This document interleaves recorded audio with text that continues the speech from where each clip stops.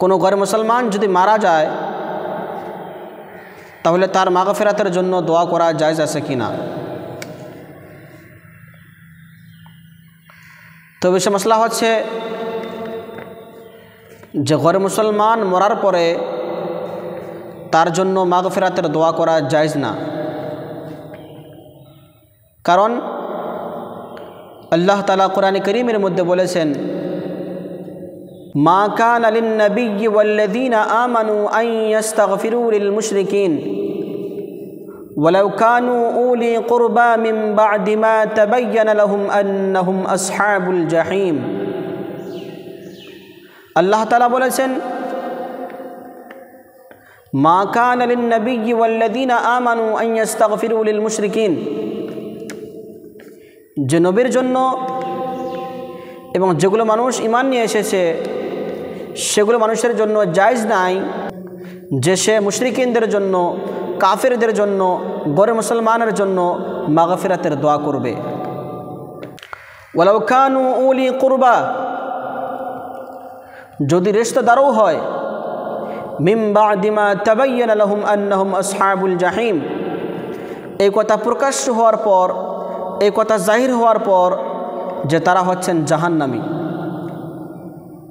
যখন এই কথা প্রকাশ্য হয়ে গিয়েছে, এই কথা জাহির হয়ে গিয়েছে, এই কথা ক্লিয়ার হয়ে গিয়েছে যে সেগুলো মানুষ জাহান্নামী হবে, এজন্য সেগুলো মানুষের জন্য দোয়া করা জায়েজ না।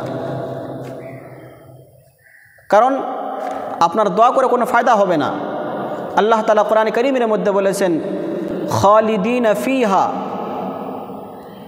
যে তারা জাহান্নামের মধ্যে হামেশা হামেশা থাকবে, তারা জাহান্নাম থেকে বাঁচতে পারবে না, জাহান্নাম থেকে বাঁচার কোনো সুরত নাই।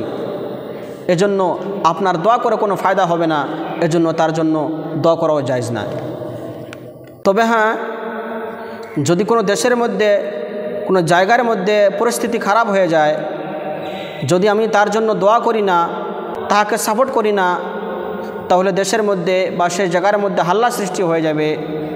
তাহলে দিলের মধ্যে তো নিয়ে থাকবে যে সে মানুষ জাহান্নামী, কিন্তু মানুষকে দেখার জন্য, সে দেশের মধ্যে হাল্লাকে কমানোর জন্য আর কিছু মানুষকে দেখায়া,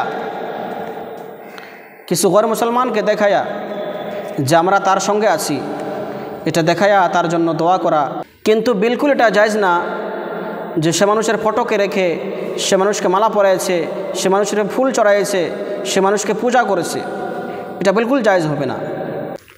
এবং আরেকটি মশলা হচ্ছে কোনো গैर মুসলিম যদি বিমার হয়, তার বিমারের জন্য কিছু সহায় করা, কিছু টাকা পয়সা দেওয়া জায়েজ আছে কি না।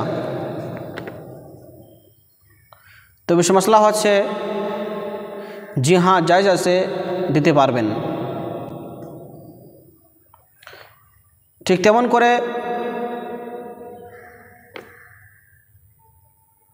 কোনো গैर মুসলিম যদি মুসলমানের মসজিদের মধ্যে, মাদ্রাসার মধ্যে কোনো বস্তু দেন, তাহলে সে বস্তুকে নিয়ে মসজিদের মধ্যে কিংবা তো মাদ্রাসার মধ্যে লাগানো জায়েজ আছে কি না। তো বিষয় মশলা হচ্ছে জি হ্যাঁ জায়েজ আছে, যদি সেই হিন্দু, যদি সেই গैर মুসলমান সে কাজটিকে ভালো কাজ মনে করে দেয়, তাহলে সেই টাকাকে মসজিদের মধ্যে কিংবা তো মাদ্রাসার মধ্যে লাগানো জায়েজ আছে, লাগাইতে পারবেন।